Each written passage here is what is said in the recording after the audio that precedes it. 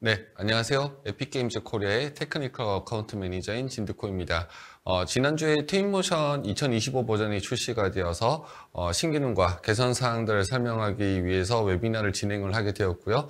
우선 짧게 트윈모션이 사용이 되고 있는 트렌드부터 짚고 신기능 소개로 너무 빠르게 넘어가도록 하겠습니다.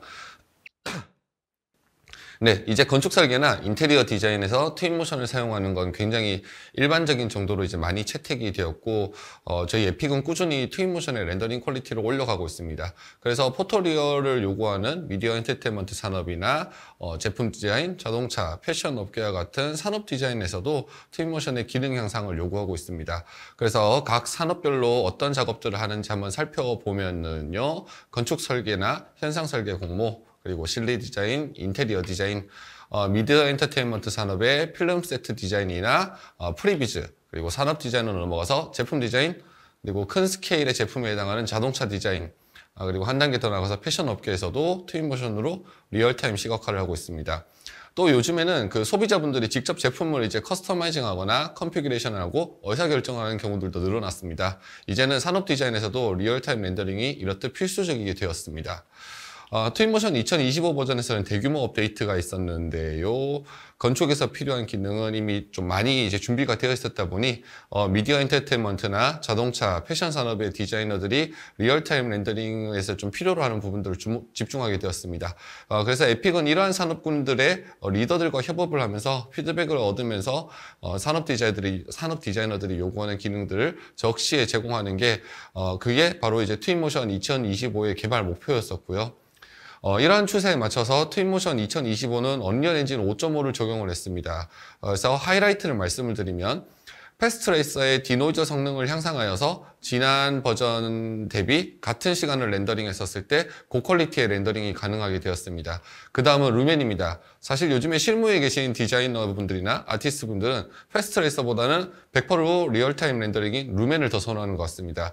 그래서 트윈모션은 이제 이번에 2025에서 하드웨어 레이트레이싱이 지원되는 환경일 때 루멘의 퍼포먼스와 퀄리티가 더 향상되게 되었습니다. 그 다음은 UI와 UX 경험을 연결하는 것인데요. 그 언리얼에는 되게 좋은 렌더링 시스템과 인터페이스가 많이 있습니다. 트윈모션의 시퀀서를 비롯한 여러 기능들을 언리얼 엔진과 이 연속성을 가져갈 수 있도록 사용자 경험을 향상했습니다. 그러면 트윈모션의 신버전인 2025의 트레일러 영상을 함께 보도록 하겠습니다.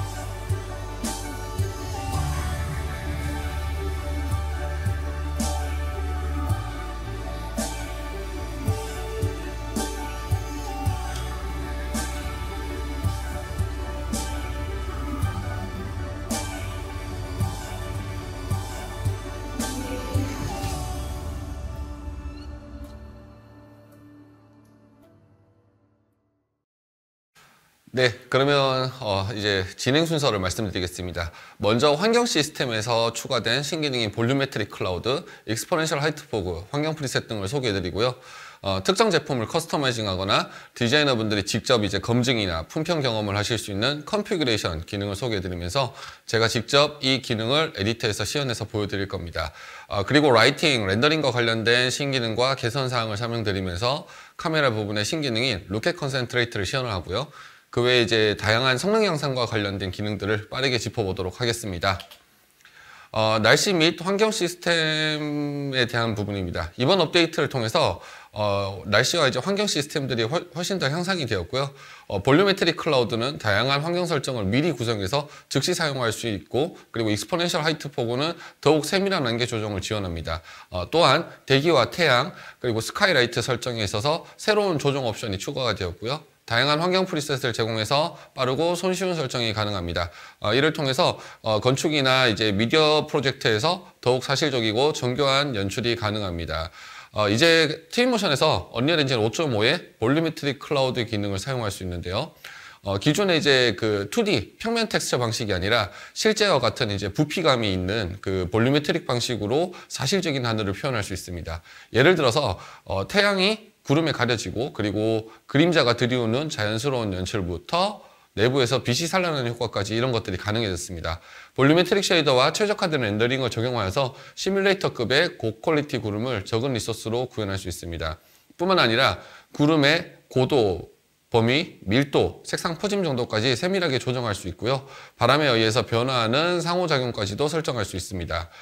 이전까지 트윈모션에서 낮은 안개를 표현하려고 하면 그라운드 레벨을 낮춰서 안개 밀도를 조정하는 방식을 써왔는데요. 이런 경우에는 그래픽 리소스를 많이 사용하고 세부적인 조절이 어려웠었습니다.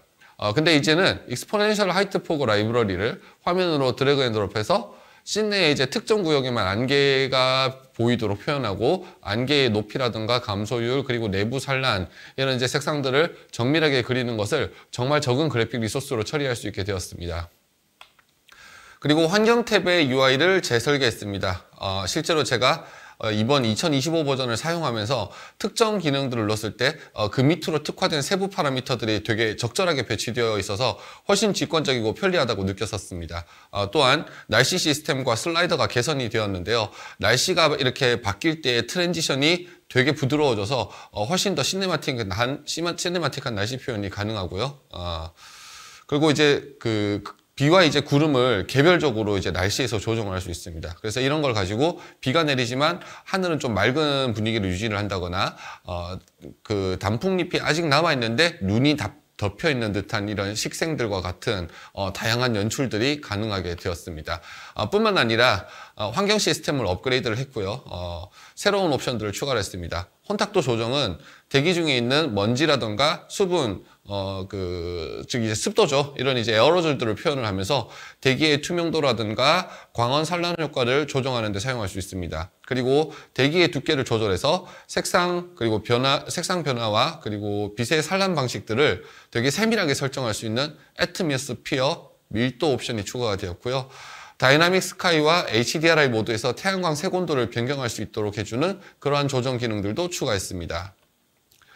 네, 또한 새롭게 추가된 환경 프리셋 기능을 통해서 단 하나의 씬에서도 다양한 분위기를 즉시 적용하면서 원하는 설정을 쉽게 수정할 수 있는데요.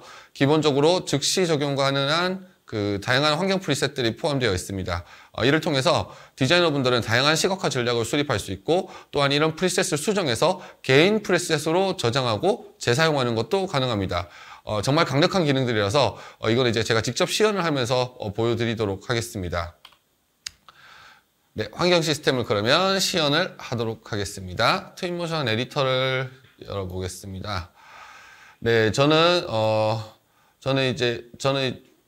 트윈모션의 이제 샘플 파일 중에 하나인 아이스랜드에다가 여기 보이는 자동차를 병합을 해 두어서 이와 같이 이 장면을 준비를 해 두었습니다. 자, 우선 볼륨메트릭 클라우드부터 알아보도록 할게요. 볼륨메트릭 클라우드를 선택하기 위해서 씬에서 앰비언스를 선택했습니다. 그 다음 이제 이 볼륨메트릭 클라우드의 경우에는 여기 그 스크롤을 좀 내려보시면은 볼륨메트릭이라고 존재를 하는데요. 네, 이 2D라고 되어 있는 상태에서 우선은 이제 이렇게 구름을 좀 활성화를 해보겠습니다. 자, 이렇게 구름을 활성화하고 하늘을 보면, 네, 이 구름들은 그냥 이제 단편적으로 형태가 그대로 유지되면서 그냥 이렇게 흘러가고 있을 뿐입니다. 2D 텍스처인 거죠. 그냥 2D 텍스처인 거죠. 그래서 지금 여기서 이제 볼륨메트릭으로 변경을 해주게 되면, 네, 지금 보시는 것처럼 구름이 이제 이렇게 3D로 형성이 되고요. 그 다음 이 볼륨메트릭 클라우드를 높이를 조정을 해보겠습니다. 위와 아래. 자, 이렇게 조정을 해보면, 네, 이쪽 산을 보시면은 이 높이에 따라서 볼륨메트릭 클라우드가 산의 중턱에 걸린다거나 이런 변화들이 이제 라이팅으로도 이제 변화가 되는 걸 볼 수 있거든요. 즉 이거는 이제 3D로 실제 이 장면 안에서 이제 3D로서 부피감이 있는 구름으로 존재를 하고 있는 것이고요. 자, 외관 옵션을 펼쳐보면, 네, 스케일, 예, 크기입니다. 많으면은 구름들의 크기가 큼직큼직해지겠죠. 그리고 수직 규모, 구름의 두께감입니다. 그래서 이제 이렇게 위쪽으로 이렇게 좀 두께감이 두꺼워지는 모습을 볼 수 있고, 그리고 이제 평탄하다는 우리가 지금 그라운드 레벨에서 구름을 위를 보고 있어요. 그러면 이제 구름의 밑면을 보고 있는데 그 밑면에 평평한 정도입니다. 그게 바로 평탄한 옵션이고요. 사실 제가 이거 설명드리고 있지만 여러분들께서 이렇게 움직이면서 보는 게 이게 리얼타임 렌더링의 큰 장점이에요. 예, 팽창도는 이 구름이 머금고 있는 수분의 정도입니다. 그리고 밀도는 말 그대로 밀도입니다. 네. 자, 그리고 이제 고능 클라우드의 경우에는 이렇게 올려보면 이렇게 전체적으로 좀 깔리는 이런 이제 전체적으로 이제 깔리는 그런 이제 얕은 구름을 형성하는데요. 저희 그 라이트에도 이런 게 스카이 시스템에도 이런 게 있죠. 앰비언스라고 하는 옵션. 스카이 시스템의 앰비언스 값을 올리면 전체적으로 이렇게 좀 밝기들이 이렇게 올라오잖아요. 그래서 이 고능 클라우드도 그런 역할을 합니다. 즉 클라우드계의 앰비언스다. 이렇게 좀 설명을 드릴 수 있을 것 같고요. 그 다음에 이제 분배로 가서 이 디스페이션이라는 게 있는데 이 디스페이션을 켜주고 이제 강도를 올려보겠습니다. 그러면 일정 부분을 지금 위쪽 부분을 이렇게 좀 페이드 아웃 시키는 거예요. 네. 그리고 이제 디스페이션 반경을 이렇게 줄이게 되면 페이드 아웃에는 이제 범위들을 이렇게 더 타이트하게 가져간다거나 좀 더 관용적으로 가져간다거나 이런 것들이 가능하고요. 예, 그리고 이제 반경을 반전하게 되면 이게 이제 아까는 위쪽이 날아가고 있었잖아요. 반경 반전하면 이제 아래쪽이 날아가는 겁니다. 네, 이런 식으로 사용할 수 있고, 그리고 이제 방향성 디스페이션 같은 경우에는 요 이제 디스페이션이 어느 쪽으로 흘러가느냐 이런 걸 보실 수 있습니다. 그래서 지금 보면 이 현 상황에서 방향성 디스페이션 해주면 좀 오른쪽의 구름들만 좀 죽어가고 좀 작아진다. 예, 작아지고 있죠. 예, 그래서 요거는 이제 각도를 또한 조정해 줄 수도 있어요. 그래서 이쪽에 오른쪽에 좀 더 중심을 줄 건가, 왼쪽에 중심을 줄 건가 이런 식으로 쓸 수 있는 거죠. 예, 그래서 요거는 이제 이렇게 이제 구름을 뭔가 좀 부분적으로 좀 줄여보겠다. 뭉게 부분을 어디를 크게 가져가겠다 이렇게 있으면 디스페이션을 조정을 하면 됩니다. 네, 다음은 바람 영향 적용을 켜볼 텐데요. 네, 이 바람 영향을 적용을 켜고 속도를 올리면은 이렇게 구름이 오른쪽으로 흘러갑니다. 네. 자, 근데 이제 이제 흘러가는 정도를 좀 더 강력하게 해주기 위해서는 여러분들이 이제 이 바람 옵션을 꼭 활성화를 하셔야 됩니다. 만약 이 옵션이 활성화되지 않으면 바람이 안 불기 때문에 구름이 움직이지 않습니다. 그렇기 때문에 바람을 켜주셔야지만 구름이 지나간다. 이렇게 설명드릴 수 있고요. 자, 이렇게 구름이 그냥 이동하는 게 아닙니다. 이동하면서 뭉게 하면서 이렇게 안쪽으로 이렇게 감기면서 이렇게 실제로 이제 구름이 변화하면서 이동하고 있고, 이 3D 구름들은 굉장히 다양한 레이어를 가지고 이렇게 오른쪽으로 흘러가는 걸 볼 수 있습니다. 이게 이제 실제 이제 3D로 존재하는 볼륨메트릭 클라우드가 가지는 큰 장점 중에 하나죠. 그리고 자, 여기서 좀 이런 경우가 있을 것 같아요. 볼륨메트릭 클라우드가 안 보여요. 여기에 안 보여요 하는 경우가 있을 수가 있는데요. 그런 경우는 여러분들이 아마 HDRI 모드로 되어 있어서 볼륨메트릭 클라우드가 안 보일 겁니다. 자, HDRI 스카이일 때는 지금 여기 보이는 이 이미지 소스 있죠? 이 이미지 소스를 그냥 그림을 하늘에 투사하고 있는 것 뿐이에요. 그래서 HDRI일 때는 볼륨메트릭 클라우드가 활성화가 안 되고요.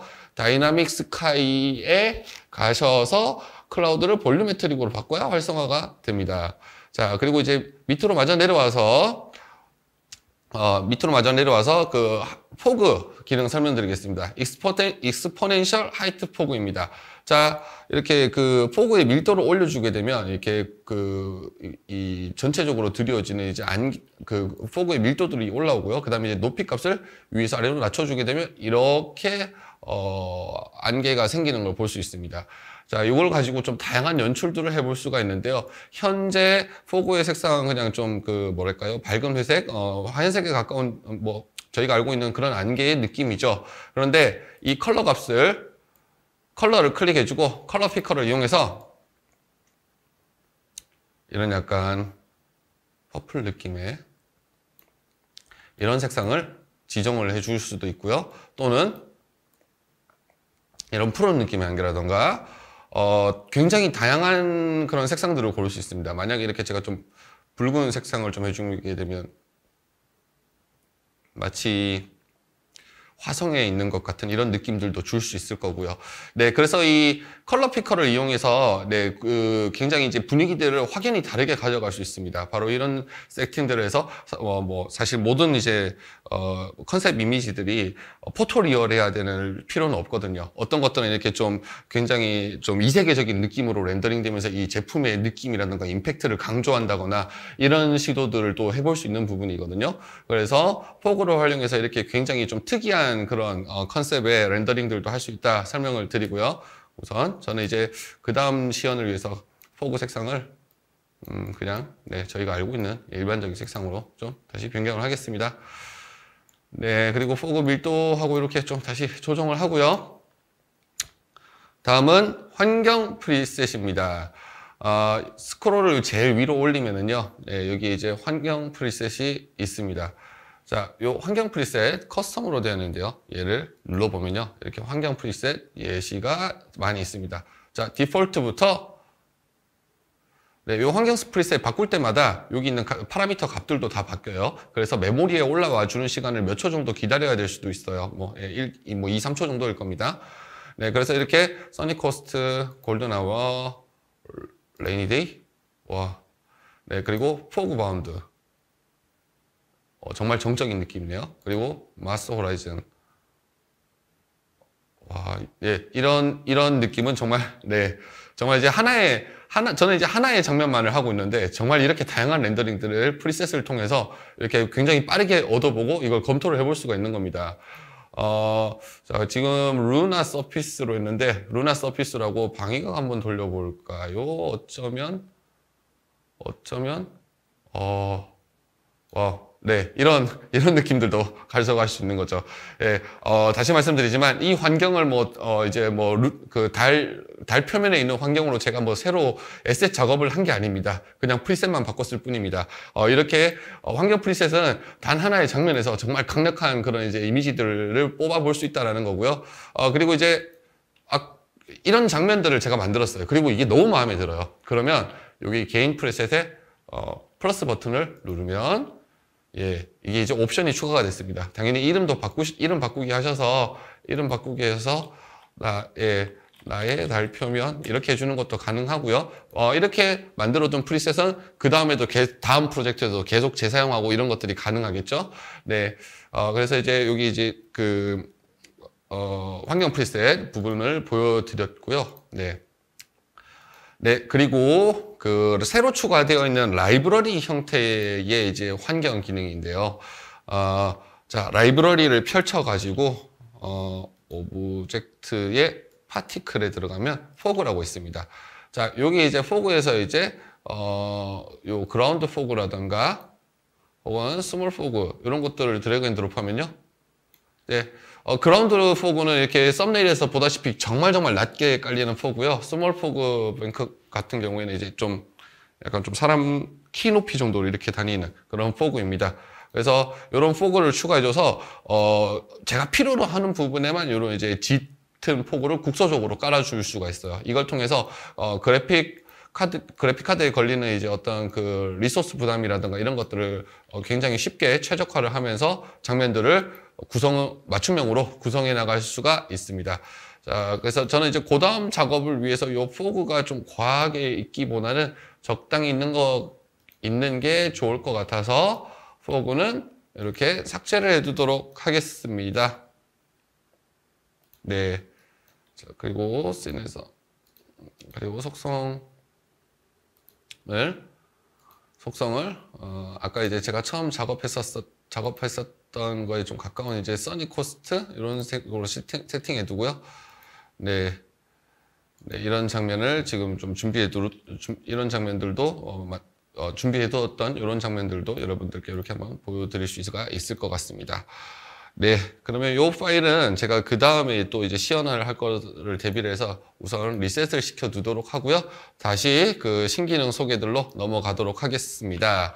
네, 컨피규레이션이라고 하는 기능이 추가가 되었고요. 이 컨피규레이션 기능은 제품의 다양한 구성들을 이렇게 다양한 구성들을 이제 인터랙티브 경험으로 만들 수가 있습니다. 그래서 컨피규레이션에서 이제 트리거 버튼을 클릭하면은 보시는 것처럼 특정 동작이라든가 액션을 수행을 할 수가 있어요. 그리고 다양한 UI나 UX를 만들 수 있는 기본 기능들과 에셋들을 제공을 하고 있고요.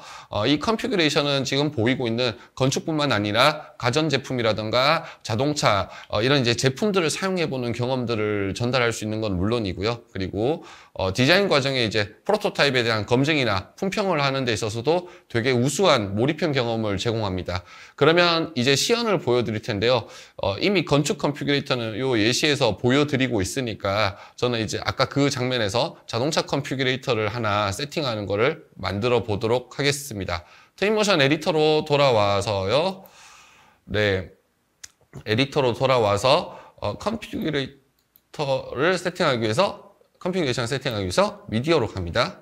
그 다음에 미디어로 오시면 여기 마른 목골 아이콘이 있어요. 이게 새로 생겼는 컨피규레이션 기능이고요.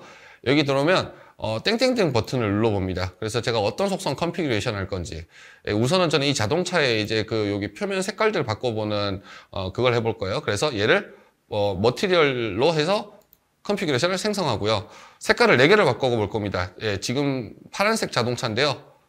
4개의 색깔을 할 겁니다. 그래서 4개 만들어주고요.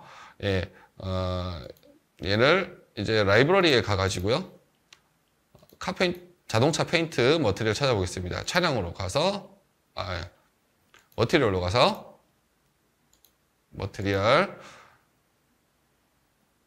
자동차 페인트. 네, 그래서 두 번째 색상은 빨간색 해주고 적용. 네, 자, 그 다음에 3번은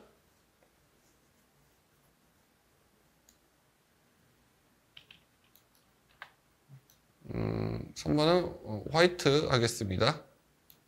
화이트. 자, 그 다음에 4번은 다크 그레이.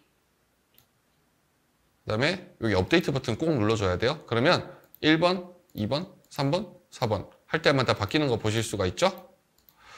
네, 얘들 이제 썸네일 이미지도 지정이 가능해요. 그래서 자, 제가 얘를 상태 1번을 선택을 하고요. 썸네일 이미지 촬영을 하기 위해서 좀 잘 촬영을 하기 위해서 이쪽으로 와서 이 상태에서 땡땡땡 버튼 누르고 썸네일 캡처하겠습니다.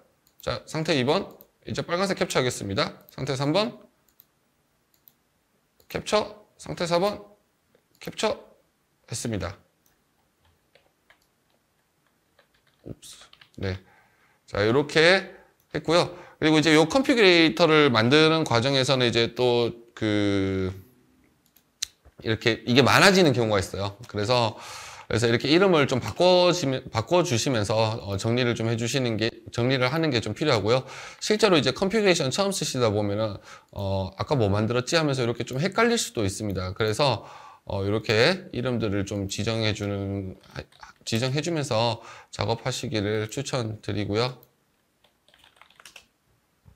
네. 자, 그 다음 이제 여기 보면 이렇게 만든 컨피규레이션들은 UI에 이 동그란 아이콘을 누르면 이렇게 옵션들이 클릭할 때마다 다음 거 이렇게 넘어갑니다. 그런데 얘를 리스트 모드로 할 수가 있어요. 리스트 모드로 하는 거는 자, 속성창을 올려놓은 상태에서 이 트리거를 클릭을 하면 여기에 보면 동작의 전환으로 기본이 되는데 목록으로 바꿔줍니다. 자, 그러면 눌러보면 이렇게 목록이 뜨죠? 네, 이렇게 색상들을 바꿔줄 수가 있고요. 자, 그 다음 요 아이콘의 크기를 좀 키워보겠습니다. 세부 사항에 들어가서 이 트리거 아이콘의 크기를 한 180 정도로 올려주고요. 예, 그 다음 아이콘에 어떤 아이콘이 적합할 것인가 이렇게 지정해 줄 수가 있어요. 예, 얘는 이제 뭔가 머티리얼에 관련된 거니까 이런 이제 팔레트 모양의 아이콘을 지정을 해 주도록 하겠습니다. 네, 그리고 그 썸네일들을 좀 촬영을 하다 보면은 어떤 경우에는 이제 이 썸네일에 대해서 좀 새로 이제 찍어야 된다거나 보정들이 필요한 경우가 있습니다. 예를 들어 제가 아까 이렇게 이 표면에 가까이 와서 찍었는데 실제 이렇게 지금 현재 자동 밝기 노출 자동 보정 옵션이 지금 켜져 있어요. 그래서 밝기들을 자동으로 지금 씬 환경에 맞춰 최적화하고 있거든요. 이런 경우에는 이제 씬으로 가서 앰비언스에 가서 지금 화이트에 대한 이제 자동 보정 밝기를 좀 끄거나 올려야 됩니다. 그러면 카메라로 가서 이 자동 노출 밝기를 좀 올려가지고 올린 상태에서 이렇게 썸네일 캡처를 좀 해주도록 하겠습니다. 그 다음에 이제 그레이일 때는 좀 이렇게 좀 낮춰줘서 이렇게 캡처해 두고요. 예, 여튼 이 값은 나중에는 이제 기본 값으로 이렇게 돌려놓는 겁니다. 네, 그러면 지금 상태에서 제가 키보드 단축키 F12를 눌러서 프리젠터 모드에 들어서 이렇게 전체 화면으로 보고, 네, 훨씬 좋네요. 예, 정말 어디 자동차 매장에 있을 것 같은 그런 컨피규레이션으로서 되게 괜찮은 렌더링 퀄리티와 UI가 되었다고 생각을 합니다. 다시 작업 화면으로 돌아오겠습니다. 몇 가지 더 만들어 보려고요. 네, 컨피규레이션 눌러가지고 다시 이제 좀 추가 기능을 만들어 보겠습니다. 이번에는 문하고 테일게이트, 트렁크 문이죠. 요걸 열고 닫는 걸 해보겠습니다. 그래서 요거는 이제 속성에 관련되어 있는 부분입니다. 그래서 속성을 체크를 켜주고 생성하겠습니다. 요 샘플 파일에는 그게 있어요. 문을 열고 닫는 인터랙션이 이미 구현이 되어 있습니다. 그래서 그 문을 열고 닫는 인터랙션이 여기에 있고요. 예. 자, 그래서 이 문을 열고 닫는 인터랙션들은 트윈모션에 기본이 이제 액션을 이제 그릴 수 있는 트랜슬레이터 라이브러리 중에 로테이터라고 하는 걸로 만들어져 있습니다. 얘를 재생을 눌러볼게요. 네, 재생 눌러보면 이렇게 문 테일게이트가 열리고 닫히는 거 볼 수 있죠. 자, 그러면 전 여기서 상태를 하나 더 생성해 주겠습니다. 상태 하나 더 생성해 주고 상태 2번일 때는 어떻게 문을 열려 있게끔 하여라 해서 적용을 해 주었습니다. 그러면 상태 1번하고 2번하고 이렇게 확인해 보겠습니다. 네, 지금 잘 동작되고 있죠? 자, 그러면 여기 보이는 트리거 아이콘을 눌렀을 때도 작동하는지 확인을 하고요. 네, 근데 이 트리거 아이콘 사실 이 트리거 아이콘은 왠지 문 옆에 있으면 좋을 것 같습니다. 네, 그래서 트리거 아이콘을 옮겨 볼게요. 자, 상태 2번을 자, 상태 1번 또는 2번을 눌러주고요. 자, 다시 한번 들어와 보겠습니다. 상태를 눌러주고, 자, 그럼 여기 옵션이 떴죠? 그러면 여기에서 3D 오브젝트로 바꿔줍니다. 그러면 지금 안 보이지만 얘를 끌어내 볼게요. 보이시나요? 네, 보이시죠? 요 3D로 아이콘이 끌어나온 거. 그리고 클릭해 볼게요. 클릭. 네, 그러면 요 3D 아이콘을 저희가 이제 빼낼 수 있다는 걸 이제 알게 되었고요. 예, 3D 아이콘을 좀 이제 문 쪽에 이제 가까이 가도록, 그러나 문이 열렸을 때 가리지는 않도록 세팅할게요. 네, 왜냐면 지금 위치가 딱 좋은데요. 예, 한 번에 좋은 위치로 들어왔는데요. 예를 들어서 얘를 문에 이렇게 너무 갖다 붙이고 열고 나면 그 다음부터 열린 문에 이제 가려져서 이 카메라에서는 이제 트리거가 안 보이게 되잖아요. 네, 이렇게 돌려야지만 나오게 될 거 아니에요. 그래서 요런 이제 사용자 경험들을 할 때는 반복 작업들을 하시면서 뭐 문이 열려 있을 때도 좀 좋은 위치에 있게끔 이렇게 하는 이런 고려들도 같이 필요하다고 생각이 됩니다. 그래서 저는 트리거를 한 요쯤에다가 두고 요쪽에 좀 빼놔가지고 여기에서 트리거가 위치하고 열고 닫을 수 있도록 할게요. 그리고 트리거의 아이콘도 당연히 바꿔주면 좋겠죠? 왠지 문을 열고 닫는 거니까 이러한 형태의 아이콘으로. 좀 잘 보이시나요? 크기 좀 키워볼게요. 네, 크기 좀 키울게요. 150. 그래서, 예, 요 각도 형태의 아이콘으로 이렇게 작동되게 해두었습니다. 자, 이 단계에서 한번 프리젠터 모드로 한번 중간 감상 한번 하고 갈게요. 트리거 작동해라. 닫혀라. 네, 이런 식으로 할 수가 있습니다. 자, 이제 다시 작업 화면으로 돌아와서 컨피그레이션 하나 더 만들어 보겠습니다. 이번엔 환경하고 렌더링에 관련되어 있는 컨피그레이션 하나 만들어 보겠습니다.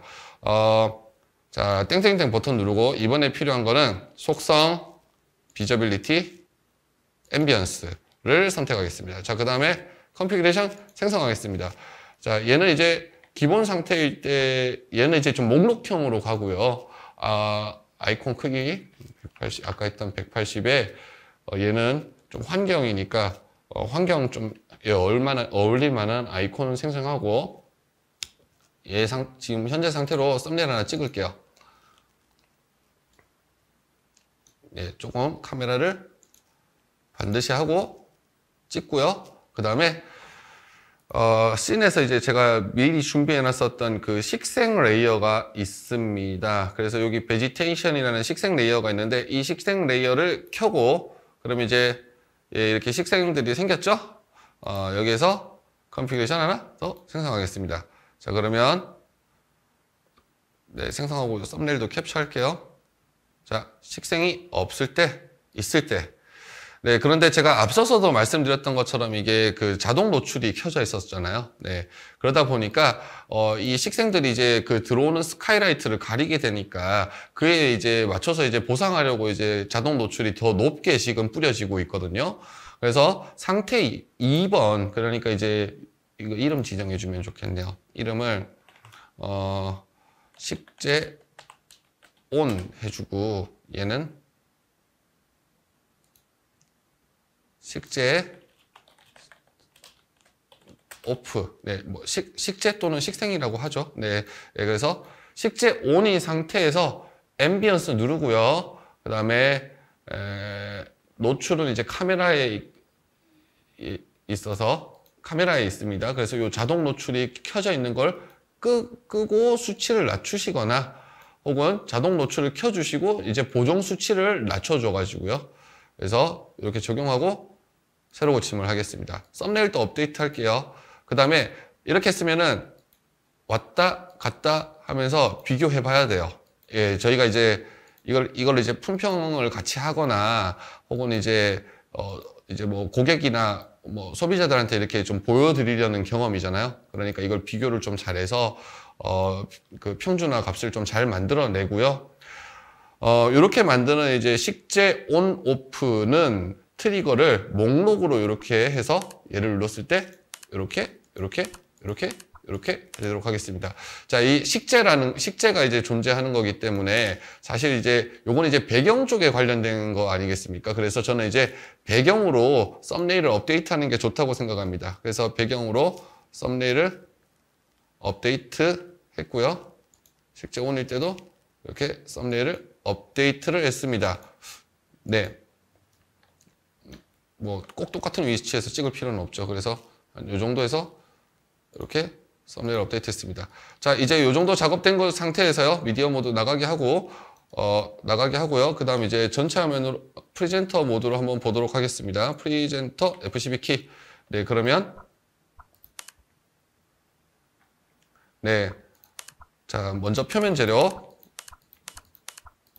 이렇게 변경할 수 있고요. 그 다음에 문 열리고 닫히게 표면 재료 바꿔보고 그리고 이 상태에서 환경도 바꿔볼게요. 네, 이렇게 환경도 바꿔보겠습니다.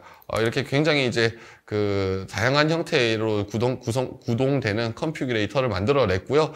이런 것들이 이제 품평에서도 이제 굉장히 품평하고 이제 검증에서 중요하다는 말씀드렸는데, 자, 지금 확실히 이 식생들이 있을 때와 없을 때와 이 표면의 이제 반사 정도가 완전히 다르기 때문에 차량의 느낌 자체가 완전히 다르지 않습니까?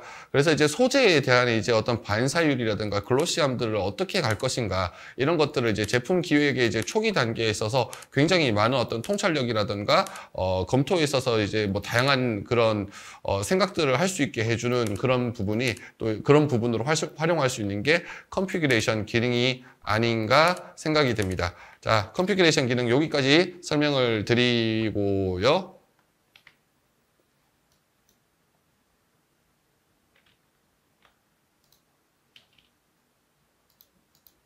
네, 그리고 이제 프로젝트 라이트는 이번에 그 새로 추가된 원뿔 형태의 스포트라이트 라이브러리입니다. 그 여러분들이 머티리얼 텍스처 매핑을 하실 때 텍스처 소스 직접 이렇게 지정하시잖아요. 그것처럼 이제 얘도 동영상 소스를 지정을 할 수 있습니다. 그러면 그 지정한 동영상이 이렇게 빔 프로젝터처럼 투사되는 건데요. 선택하는 소스에 따라서 여기 보이고 있는 것처럼 그 미디어 파사드나 실감형 콘텐츠 느낌의 이제 화려한 라이팅도 가능하니까요. 여러분들도 이제 프로젝트 라이트를 꼭 한번 테스트해 보시면 좋을 것 같습니다.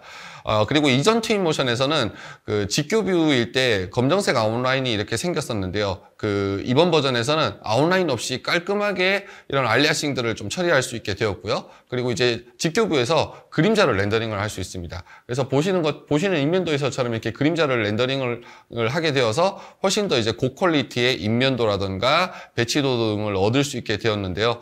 아마도 이제 오래전부터 이제 트윈모션을 사용해 오셨던 그런 건축가분들께서 되게 반겨하실 만한 소식이라고 생각됩니다. 그 다음에 이제 기존의 그 익스테리어 씬에서 외부 그런 씬에서 선명한 그림자를 얻기 위해서는 패스트 트레이싱을 해야 됐었거든요. 그래서 패스트 트레이싱 하게 되면 많은 후처리 리소스를 사용을 합니다. 그런데 2025 버전에서는 버추얼 섀도우 맵을 지원을 하게 되면서요. 루멘의 리얼타임 상황에서도 여기 보이는 것처럼 또렷한 그림자들을 작은 그래픽 리소스로 처리할 수 있게 되었습니다. 그래서 버추얼 섀도우 맵은 대규모 공간을 자주 렌더링을 하셔야 되는 그런 이제 건축업계로부터 환영받을 만한 그런 기능이라고 생각이 되고요. 그리고 이제 선회 카메라는 카메라 선회 반경, 여기 보이는 이 선회 반경의 중심을 기준으로 360도 카메라가 회전하거나 혹은 뭐 특정 각도 절반만 돌거나 혹은 뭐 60도만 회전하거나 이런 식으로 해서 동영상의 시퀀스를 구성할 수 있는 기능입니다. 그래서 미디어의 시퀀스에서 생성을 할 수 있고요. 이 기능을 이용해서 제품의 시각화나 검증, 품평에서 필요로 하는 턴테이블 동영상을 얻는데도 잘 활용될 수 있을 것으로 보이고 있습니다. 자, 그리고 루켓 컨스트레인트는 그 시퀀스의 액션 카메라, 즉 이제 카메라 타깃, 포커스가 특정 객체에 이렇게 고정되어서 객체가 어떻게 움직이든 간에 이렇게 카메라 포커스가 연동되도록 하는 기능입니다. 이 기능을 응용해서 카메라 타깃이 애니메이션에 적용된 특정 객체를 따라가게 한다거나 이런 것들이 가능한데요. 기존에는 이러한 형태의 동영상을 구성하려면은 카메라 시퀀스마다 계속해서 이제 복잡한 세팅들을 해줘야 됐었어요. 그런데 루켓 컨센트레이트를 사용하면은 되게 쉽고 편리하게 카메라 세팅을 마칠 수가 있습니다. 네, 그리고 이번 2025 버전에서는 카메라 워크스루의 이제 경로, 패스라고도 하죠. 이걸 매우 손쉽게 편집할 수 있도록 되게 많은 옵션들을 추가했습니다. 여기 보이는 이제 다양한 종류의 이제 카메라 경로를 이징할 수 있는 기능과 경로의 부드러움을 손쉽게 조정할 수 있는 패스 텐션, 그리고 이제 UI와 UX도 향상이 되었는데요. 여기 이제 점과 점의 간격이 넓을수록 카메라가 천천히 움직인다는 뜻이고요. 이 간격이 줄어들게 되면 카메라가 중간 속도, 선분이 되면 카메라가 빨리 움직인다는 뜻이에요. 그래서 이 패스만 보고도 이 카메라가 어떻게 속도 구성이 어떻게 되었거나 이걸 알 수가 있고요.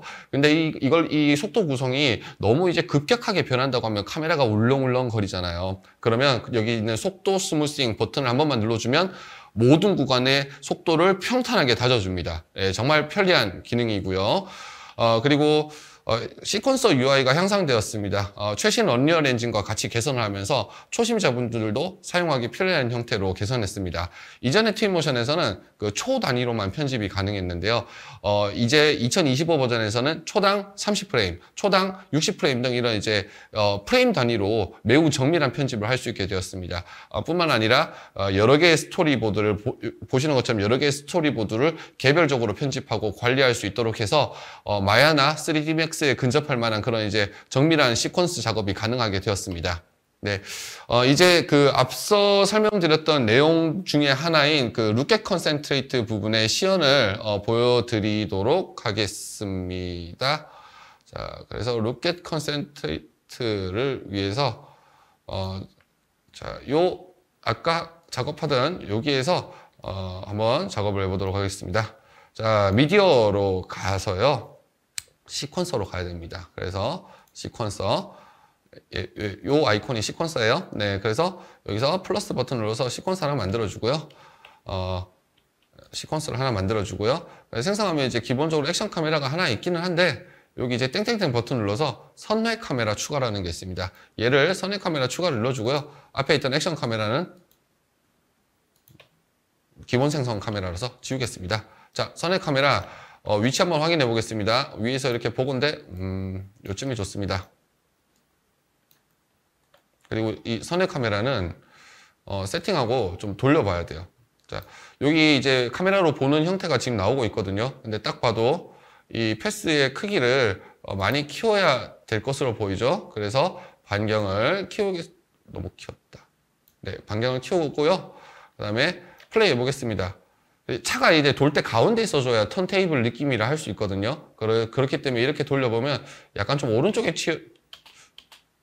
치우쳐져 있고요. 예, 그래서 이렇게 좀 조정을 하겠습니다. 이쪽으로도 보고, 그 다음에 여기에서 볼 때도 좀 가운데에 잘 있는지 이렇게 확인해 보겠습니다. 그리고 저 턴테이블 속도를 좀 빠르게 하기 위해서 총 6초로 좀 빠르게 돌도록. 예, 제가 이렇게 빠르게 돌도록 하는 거는 좀 빠르게 돌아야 제가 이게, 좀 차량을 좀 가운데에 잡으면서 돌고 있는 건가 이렇게 좀 확인을 하기가 용이하기 때문이죠.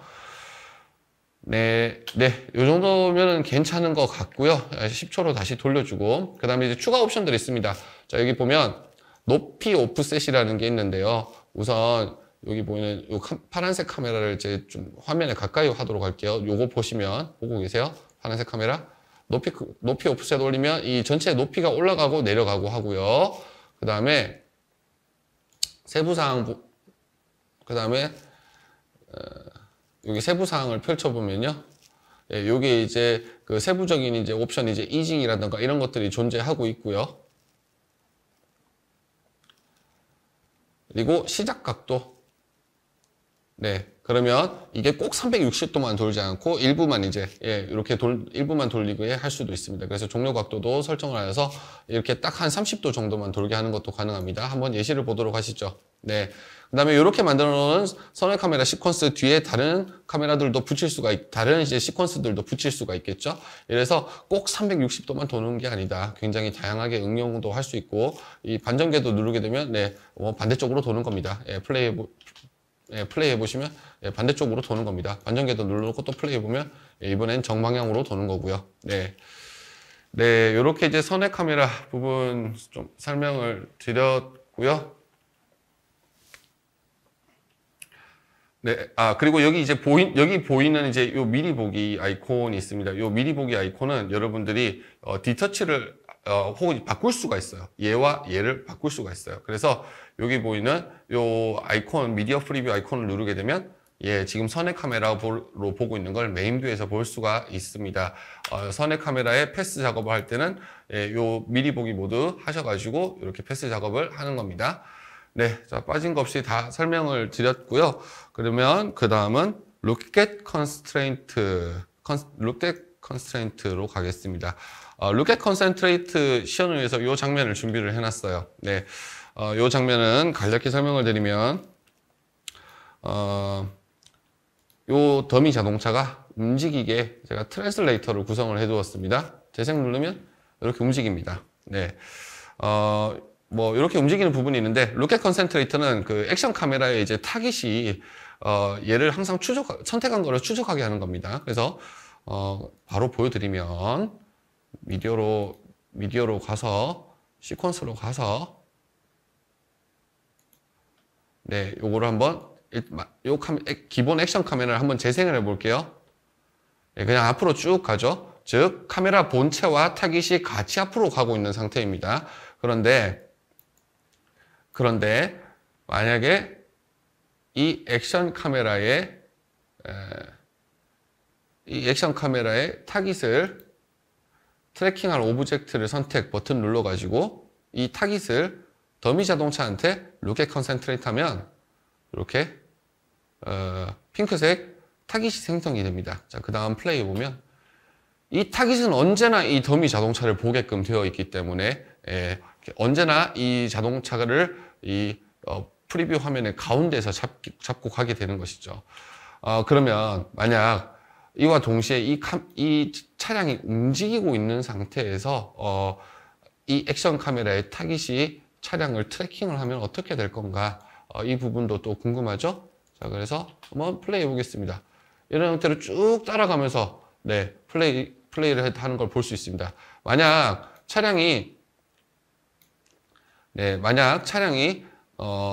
처음으로 돌아갔을 때 그러면 이렇게 플레이하게 되면 이제 차량이 이제 전면 쪽에서 이쪽으로 이제 추적하면서 가는 것들도 가능하게 되고요.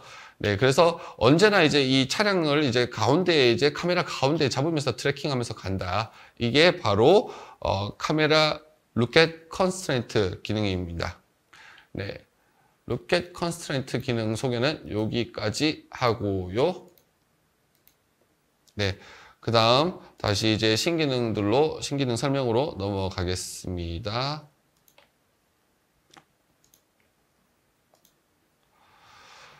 네, 이제 자동차나 제품 디자인에서 많이 사용하는 소프트웨어인 알리아스의 전용 파일, 와이어 파일을 트윈모션에 바로 임포트하는 게 가능해졌어요. 이전에는 알리아스를 쓰는 유저분들이 여러 툴을 거치면서 데이터 테셀레이션을 했는데요. 트윈모션이 2025 버전에서는 다양한 옵션으로 와이어 파일을 테셀레이션해서 알리아스에서 바로 가져올 수 있도록 지원할 수 있게 되었습니다. 그리고 이제 자동차 시각화에서 필요로 하는 타이어 머티리얼 신규로 4종을 제공을 하게 되었고요. 위치는 라이브러리의 머티리얼 타이어 카테고리에 있습니다. 사실 이 타이어 머티리얼 같은 거는 이제 실제로 직접 이제 만들려고 하면 디스플레이스먼트 맵, 노멀 맵, 그리고 알베도 맵, 머티리얼 세팅 정말 까다로워요. 그런데 이 타이어 베이스 머티리얼은 수정도 가능하고요. 당연히 원통형에 매핑하면 자동으로 이 원통형에 맞게끔 UV가 딱 알맞게 들어갑니다. 그래서 커스터마이징도 이제 가능하니까 이거 4개의 머티리얼 에셋을 기반으로 다양한 파생 에셋들도 만드실 수 있고요. 그리고 이제 2025 버전에서 언리얼 엔진 5 기반의 최신의 고퀄리티 PBR 자동차 페인트 머티리얼이 추가로 제공되게 되었습니다. 얘들은 이제 역시나 이제 수정 가능한 세팅 값들도 늘어났어요. 그래서 진주빛 강도라든가 클리어 코트 거칠기 그리고 스크래치 이런 이제 다양한 옵션들로 다양한 커스터마이징이 가능해졌습니다. 그리고 이제 새로운 이 자동차 페인트 머티리얼은 원래 이제 자동차 페인트 머티리얼이 있던 경로 머티리얼의 자동차 페인트 안에 추가가 되어 있습니다. 마찬가지로 새롭게 추가된 에셋인데요. 카본 파이버 머티리얼 4종류입니다. 위치는 라이브러리, 머티리얼, 메탈 카테고리에 있고요. 마찬가지로 커스터마이징이 가능해서 다양한 파생형 라이브러리를 여러분께서 직접 만드시는 게 가능합니다. 그리고 이제 라이노나 알리아스 같은 이제 넙스 모델링 소프트웨어에서 디자인을 하다 보면은 이제 절반만을 모델링을 하시고 이를 이제 미러링해서 완성하는 좌우 대칭 모델링 워크플로우를 하시는 경우가 있는데요. 이제 모델링 툴에서 미러를 해서 대칭 모델링을 생성해 줄 필요 없이 그냥 트윈모션에 있는 미러 기능을 활용해서 워크플로우를 훨씬 더 간소화할 수 있습니다. 그래서 이를 통해서 반복적인 모델링 수정이라든가 업데이트 작업에 있어서 작업의 효율성 전체가 되게 올라가게 되었고요.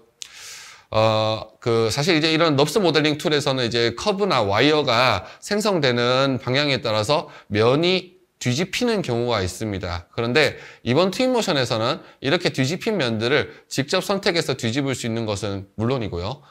그런데 여기 보이는 이 오토픽스 이 버튼 한 번만 누르면은요, 단 한 번의 클릭으로 이렇게 뒤집혀 있는 면들을 그냥 전부 자동으로 고쳐줍니다. 자동으로. 네. 그래서 넙스 모델링 소프트웨어를 쓰시는 분들의 그런 분들의 이제 시간들, 면 뒤집거나 하는 시간들을 크게 아낄 수 있게 되었고요. 네. 다음은 트라이플레이너 UV 프로젝션입니다. 이게 이제 위치는 머티리얼 세팅의 UV 탭에 들어있고요. 예. 사실 이제 저희가 에셋스토어라든가 이런 곳에서 이제 구해온 모델링 데이터들 중에서는 UV 설정이 잘못되어 있어서 어떤 매핑을 하더라도 텍스처가 이제 계속 늘어나 있거나 혹은 이제 구겨져 있는 경우가 있습니다. 이러한 경우에는 이제 모델링 툴로 가가지고 UV를 원래 고쳐야 되는데요. 이러한 이제 수정 작업들을 일일이 할 필요 없이 그냥 트윈모션에서 버튼 한 번만 누르면은 자동으로 그 모델링 형상에 맞게 UV를 세팅해 주는 게 바로 트라이 플레이너입니다. 네, 정말 편리한 기능이고요. 그리고 네, 치수인데 스테이모션은 기존에 이제 치수를 측정할 수 있는 측정 툴을 제공을 해왔었는데 이번 버전에서는 이제 마치 이제 CAD에서와 같이 클릭 투 클릭으로 치수를 측정할 수 있도록 하는 기능을 하나 추가했습니다. 그래서 에셋이고요. 예, 위치는 라이브러리의 도구 측정 카테고리의 메저 툴 2입니다. 네, 그리고 다음은 이제 언리얼 엔진의 파티클 시스템에 기반한 라이브러리 에셋이 추가가 되었습니다. 바로 그 컴패티 파티클이라고 지칭하고 있는데요. 마찬가지로 얘도 수정 가능한 라이브러리 에셋입니다. 그래서 위치는 라이브러리의 파티클의 컴패티 카테고리 안에서 찾으실 수 있고요. 이 파티클은 이 파티클은 이제 물리 시뮬레이션이 적용이 되어 있어요, 이미. 그래서 분출 방향에 따라서 옆으로 뿌리면 꺾이면서 내려오거나 혹은 밑에서 위로 뿌리면 올라갔다가 내려오는 등 이런 시뮬레이션 요소가 이미 상호작용 구현이 되어 있습니다. 그래서 다양하게 수정하셔가지고 또 응용하는 작업들도 가능할 것 같고요. 사실 저희가 트윈모션을 사용하다 보면 이 모델링 툴에서 디자인이 변경될 때마다 리임포트, 즉 업데이트를 하는 많은 이런 핑퐁 과정을 하게 되는데요.